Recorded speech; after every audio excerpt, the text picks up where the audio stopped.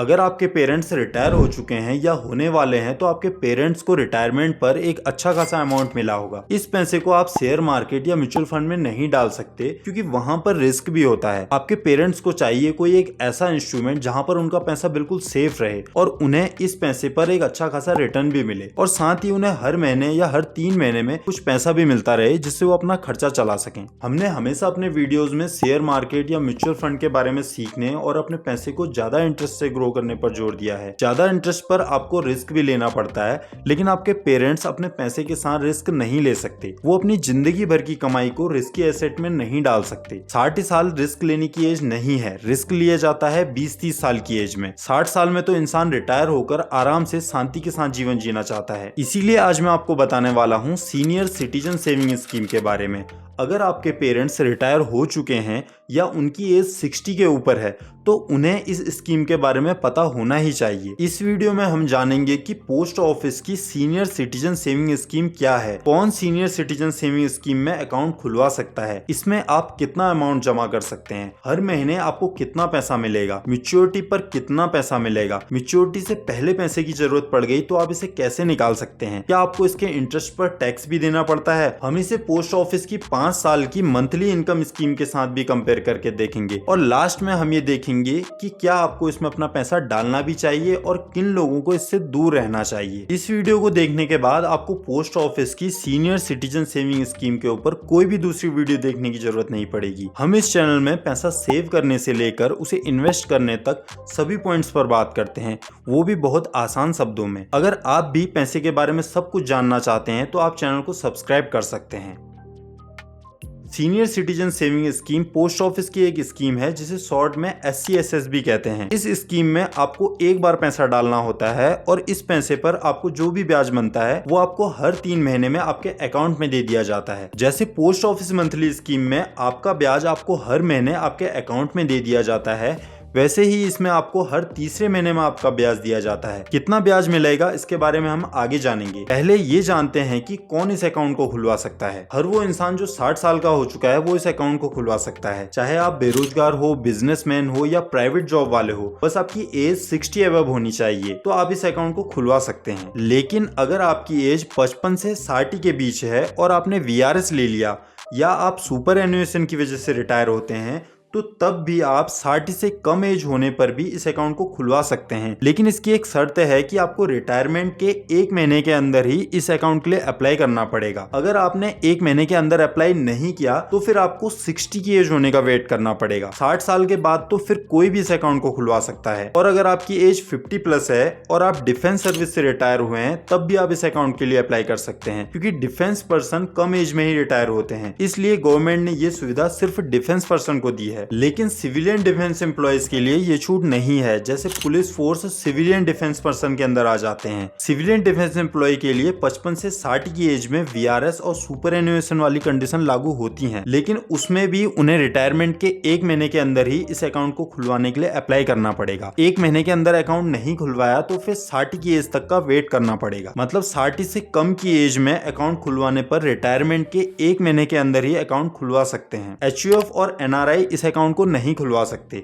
Account खुलवाने के लिए भारतीय नागरिक होना जरूरी है। अगर किसी की डेथ रिटायरमेंट से पहले ही हो जाती है तो उसका वारिस या उत्तराधिकारी इस अकाउंट को नहीं खुलवा सकता, क्योंकि ये स्कीम बनाई ही इसलिए है कि सीनियर सिटीजन को रिटायरमेंट के बाद कुछ पैसा मिलता रहे। लेकिन कोई भी पर्सन जो इस अकाउंट को खुलवाने के लिए एलिजिबल है वो अपने इस अकाउंट में किसी को ज्वाइन करके ज्वाइंट अकाउंट खुलवा सकता है। ऐसे ज्वाइंट अकाउंट में जो फर्स्ट मेंबर है वो इस अकाउंट को खोलने के लिए एलिजिबल होना चाहिए। सेकेंड मेंबर की एज क्या है उससे कोई फर्क नहीं पड़ता। जैसे अगर कोई अपने अकाउंट में अपनी पत्नी को ज्वाइन करवाना चाह रहा है या पत्नी अपने पति को ज्वाइन करवाना चाह रही है तो वो करवा सकती है। ऐसे में सेकंड मेंबर की एज नहीं देखी जाएगी। एक पर्सन एक से ज्यादा सिंगल या जॉइंट अकाउंट खुलवा सकता है, लेकिन सभी अकाउंट को मिलाकर वो मैक्सिमम 30 लाख रुपए ही डाल सकता है। जैसे अगर किसी ने एक अकाउंट खुलवाया 20 लाख से और दूसरा अकाउंट 5 लाख से खुलवाया, तो अगर वो तीसरा अकाउंट खुलवाना चाहता है तो उसमें ज्यादा से ज्यादा 5 लाख रुपए ही डाल सकता है, क्योंकि 2 अकाउंट को मिलाकर वो 25 लाख रुपए डाल चुका है और 30 लाख से ज्यादा पैसा वो इस स्कीम में अपने नाम पर नहीं डाल सकता। पहले ये लिमिट 15 लाख की थी, जिसे सरकार सरकार ने बढ़ाकर 30 लाख कर दिया है। लेकिन अगर पत्नी या पति की उम्र भी 60 हो चुकी है तो वो उसके नाम पर भी एक अकाउंट खुलवा सकता है। इस अकाउंट में भी मैक्सिमम 30 लाख रुपए डाला जा सकता है, लेकिन ज्वाइंट अकाउंट का पूरा अमाउंट फर्स्ट मेंबर का ही होगा। जैसे अगर आपने अपनी वाइफ के साथ मिलकर एक अकाउंट खुलवाया जिसमें आप फर्स्ट मेंबर हैं, तो आप इसमें 30 लाख रुपए डाल सकते हैं। तो अब अगर आपकी वाइफ अपने नाम पर एक अकाउंट खुलवाती है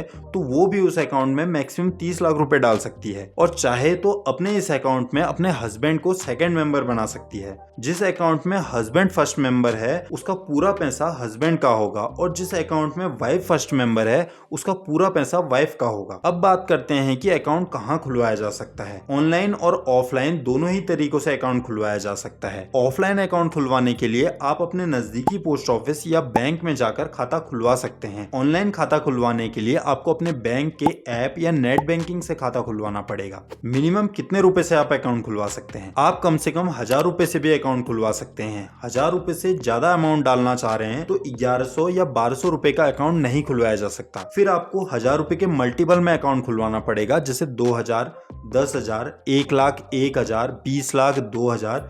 इस तरीके से 1000 रुपए के मल्टीपल पे आप कितने भी अकाउंट खुलवा सकते हैं, और सभी अकाउंट को मिलाकर मैक्सिमम लिमिट 30 लाख ही रहेगी। लेकिन अगर कोई 55 से 60 के बीच में वीआरएस या सुपर एन्युएशन की वजह से रिटायर होता है तो उसको जो रिटायरमेंट बेनिफिट मिला है वो और 30 लाख जो कम होगा, आप मैक्सिमम उतना ही पैसा इस स्कीम में डाल सकते हो। जैसे अगर किसी ने वीआरएस लिया है और उसे रिटायरमेंट बेनिफिट में 30 लाख रुपए मिला है तो इस केस में वो मैक्सिमम 30 लाख रुपए इस स्कीम में डाल सकता है। लेकिन नॉर्मल रिटायरमेंट और 60 प्लस वालों के लिए ऐसी कोई कंडीशन नहीं है। आपके लिए मैक्सिमम लिमिट 30 लाख ही है। यहाँ पर रिटायरमेंट बेनिफिट का मतलब उस पैसे से है जो आपको रिटायरमेंट के समय मिला होगा, जैसे प्रोविडेंट फंड, ग्रेजुटी और ऐसे ही सारे बेनिफिट्स को इसमें इंक्लूड किया जाएगा। एक अकाउंट में एक ही बार में पैसा डाला जाएगा। दोबारा पैसा डालना है तो आपको न्यू अकाउंट खुलवाना पड़ेगा। अगर आपने गलती से या जानबूझकर 30 लाख से ज्यादा का अमाउंट अलग अलग पोस्ट ऑफिस में जाकर जमा कर दिया तो फिर 30 लाख से ज्यादा का जितना भी अमाउंट आपने जमा किया होगा वो आपको तुरंत वापस कर दिया जाएगा। आज के समय में तो आपका हर एक अकाउंट पैन कार्ड से लिंक है। सरकार को आपके हर ट्रांजैक्शन के बारे में पता है, इसलिए जानबूझकर ऐसा करने की कोशिश भी मत करना। क्या इसमें कोई टैक्स बेनिफिट भी मिलेगा? अगर आप ओल्ड टैक्स रिजीम को सिलेक्ट करते हैं तो आपको सेक्शन 80D में 1.5 लाख तक की छूट मिल जाती है। बाकी अगर आपको एक फाइनेंशियल ईयर का इंटरेस्ट 1 लाख से कम मिला है तो इस पर आपको टैक्स नहीं देना पड़ेगा। पहले सीनियर सिटीजन के लिए ये लिमिट 50,000 थी, लेकिन अगर आपकी एज 60 से कम है और आप इस अकाउंट के लिए एलिजिबल हैं और आप अकाउंट खुलवा रहे हैं तो आपके 50,000 तक के इंटरेस्ट पर आपको 0 टैक्स देना पड़ेगा, क्योंकि 60 प्लस वालों के लिए ही ये लिमिट 1 लाख रुपए है और नॉर्मल पर्सन के लिए ये लिमिट 50,000 है। नॉर्मल कंडीशन में आपने अपनी किसी भी स्कीम से ब्याज कमाया हो, चाहे वो FD हो चाहे सीनियर सिटीजन सेविंग स्कीम हो, इन सभी स्कीमों का जो आपको इंटरेस्ट मिला है ये अगर 50,000 से ज्यादा है तो आपको अपनी टैक्स स्लैब के हिसाब से टैक्स पे करना पड़ेगा। और अगर आप एक सीनियर सिटीजन हैं तो ये लिमिट आपके लिए 1 लाख है। 1 लाख रुपए से ज्यादा अगर आपने इंटरेस्ट कमाया है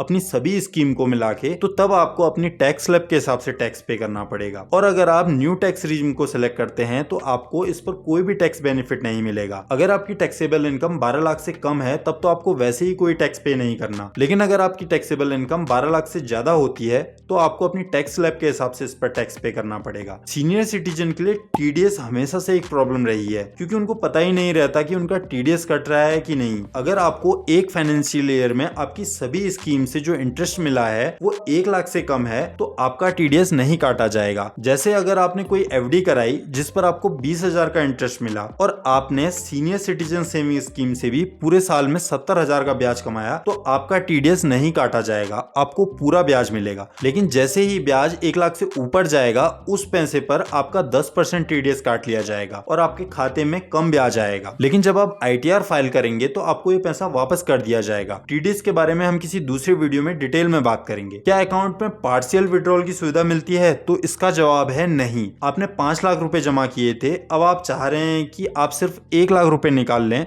तो ऐसा पॉसिबल नहीं है। आपको पूरा ही पैसा निकालना पड़ेगा और उस पैसे पर आपको पेनल्टी भी देनी पड़ेगी। क्या इस स्कीम में लोन भी लिया जा सकता है? तो ऐसी कोई भी सुविधा आपको इस स्कीम में नहीं मिलने वाली। आपको पैसा निकालने के लिए अकाउंट क्लोज ही करवाना पड़ेगा। लेकिन अगर आपको 5 साल से पहले पैसे की जरूरत पड़ जाए तो क्या आप अपने पैसे को निकाल सकते हो? तो इसका जवाब है हाँ। आप कभी भी अपने पैसे को निकाल सकते हैं, लेकिन इसमें कुछ कंडीशन है। अगर आप खाता खोलने की डेट से 1 साल से पहले अकाउंट को क्लोज करवाते हो तो जितना भी ब्याज आपको हर महीने दिया गया होगा वो आपके प्रिंसिपल अमाउंट से घटाकर आपको पैसा दिया जाएगा। जैसे अगर आपने 1 जनवरी 2025 को खाता खोला और इसे 1 अक्टूबर 2025 को बंद करवा दिया तो आपको अभी तक 3 बार ब्याज का पैसा मिल गया होगा। ये जो ब्याज का पैसा आपको मिला था, इस अमाउंट को आपके प्रिंसिपल अमाउंट में से घटाकर जो भी पैसा बचेगा वो आपको दिया जाएगा। अगर आपने 1 साल बाद से लेकर 2 साल से पहले अपने अकाउंट को क्लोज करवाया तो इस पर आपको 1.5% की पेनल्टी देनी पड़ेगी, वो भी प्रिंसिपल अमाउंट के ऊपर। जैसे अगर आपने 10 लाख रुपए जमा करके अकाउंट खुलवाया था और 1 साल 1 महीने बाद आपको पैसे की जरूरत पड़ गई और आपने अकाउंट को क्लोज करवा दिया तो आपको 10 लाख का 1.5% मतलब 15,000 रुपए की पेनल्टी लगेगी और आपको 9,85,000 रुपए वापस दिए जाएंगे।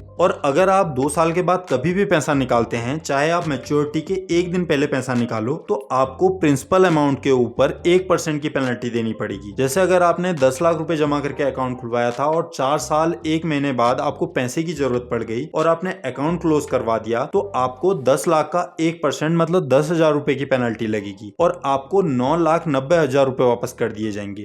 बाकी आपने इस 4 साल 1 महीने में जो भी इंटरेस्ट कमाया होगा वो आप ही के पास रहेगा। लेकिन अगर आपने अकाउंट को मैच्योरिटी पर एक्सटेंड करवाया था और आप इसे 1 साल पूरे होने के बाद क्लोज करवाते हैं तो इस पर आपको कोई पेनल्टी नहीं लगेगी और आपको पूरा पैसा जितना आपने जमा किया था वापस कर दिया जाएगा। मतलब अकाउंट को एक्सटेंड करवाने के केस में आप कभी भी अकाउंट क्लोज करवाओ, आपको पेनल्टी नहीं लगेगी, लेकिन एक्सटेंशन करवाने के 1 साल के अंदर आप अकाउंट को क्लोज नहीं करवा सकते हो। अगर 5 साल की मैच्योरिटी या 3 साल की एक्सटेंडेड मैच्योरिटी से पहले ही अकाउंट होल्डर की डेथ हो जाती है तो अकाउंट को क्लोज कर दिया जाएगा और पूरा पैसा बिना किसी पेनल्टी के नॉमिनी को दे दिया जाएगा। ज्वाइंट अकाउंट के केस में अगर फर्स्ट होल्डर की डेथ होती है और सेकंड होल्डर को ही इकलौता नॉमिनी बनाया गया है तो डेथ के समय अगर second holder senior citizen saving account के एलिजिबिलिटी क्राइटेरिया को पूरा करता है तो वो इस अकाउंट को आगे कंटिन्यू कर सकता है। लेकिन अगर नॉमिनी बच्चों को बनाया गया है तो अकाउंट क्लोज कर दिया जाएगा और पूरा पैसा सेकंड होल्डर को न देकर बच्चों को दे दिया जाएगा। अगर पति पत्नी दोनों ने अलग अलग सिंगल अकाउंट खोले हैं तो ऐसे केस में जैसे ही अकाउंट होल्डर की डेथ होती है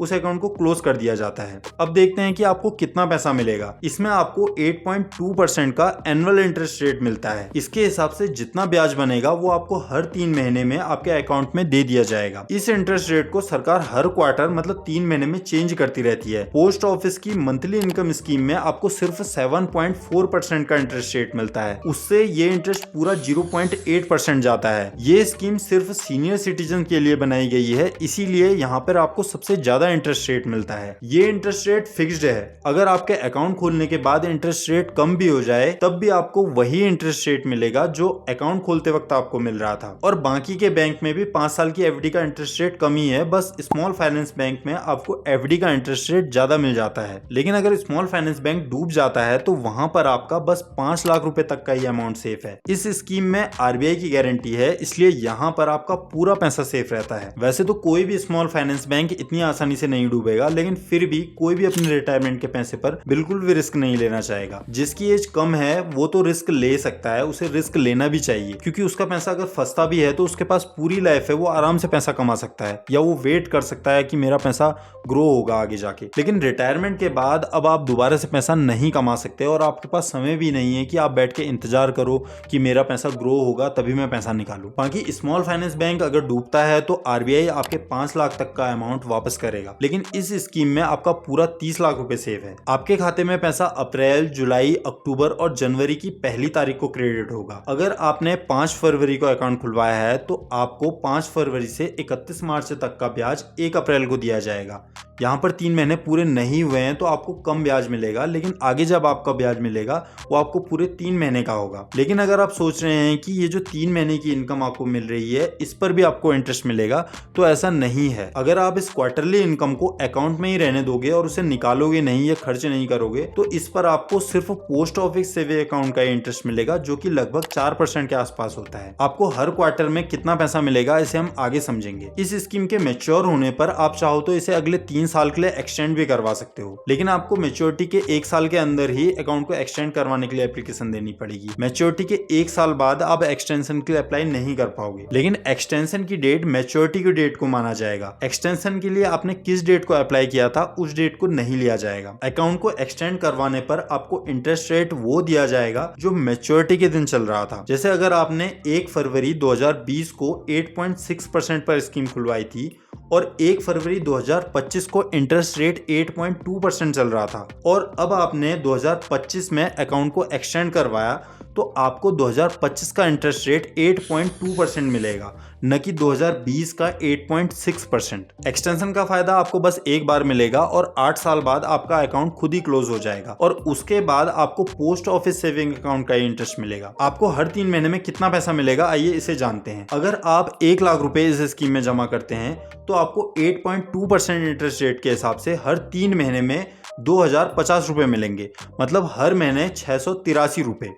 अगर आप 10 लाख रुपए इस स्कीम में जमा करते हैं तो आपको हर 3 महीने में 20,500 रुपए मिलेंगे, मतलब हर महीने 6,833 रुपए। और अगर आप पूरे 30 लाख रुपए इस स्कीम में जमा करते हैं तो आपको हर 3 महीने में 61,500 रुपए मिलेंगे, मतलब हर महीने 20,500 रुपए। और अगर आपको इससे ज्यादा पैसा चाहिए तो आपको दूसरा अकाउंट खुलाना पड़ेगा, क्योंकि आपकी मैक्सिमम लिमिट 30 लाख रुपए की है। लेकिन अगर आप 30 लाख रुपए जमा कर रहे हैं और आपको 61,500 रुपए की 2 किस्त मिल गई है, अब आप 1 साल से पहले ही 2 किस्त के बाद ही अकाउंट को क्लोज करवाते हैं, तो आपको जो 2 किस्त मिली है वो आपके 30 लाख रुपए में से घटा दी जाएंगी और आपको मिलेंगे सिर्फ 28,77,000 रुपए। और अगर आपने 1 साल के बाद और 2 साल से पहले अकाउंट को क्लोज करवाया तो 30 लाख का 1.5% काट कर आपको पैसा दिया जाएगा और 2 साल से 5 साल के बीच में अकाउंट क्लोज करवाने पर आपको 30 लाख का 1% काट कर पैसा दिया जाएगा। अब देखते हैं कि मंथली इनकम स्कीम ज्यादा अच्छी है या सीनियर सिटीजन सेविंग स्कीम, क्योंकि दोनों में ही आपका पैसा 5 साल के लिए लॉक होता है और दोनों ही स्कीम में आपको बीच बीच में पैसा मिल रहा है। मंथली इनकम स्कीम को कोई भी खुलवा सकता है और इसमें आपको 7.4% का इंटरेस्ट मिलता है, लेकिन यहाँ पर सीनियर सिटीजन को कोई एक्स्ट्रा इंटरेस्ट नहीं दिया जाता। लेकिन सीनियर सिटीजन सेविंग स्कीम में खाता खुलवाने पर 8.2% का इंटरेस्ट मिलता है, जो कि गवर्नमेंट की सभी स्कीम में सबसे ज्यादा है। इसलिए सीनियर सिटीजन के लिए 5 साल की FD या MIS दोनों में से ही सीनियर सिटीजन सेविंग स्कीम ही ज्यादा अच्छी है। अब ये जानते हैं कि सीनियर सिटीजन सेविंग स्कीम में किसे पैसा डालना चाहिए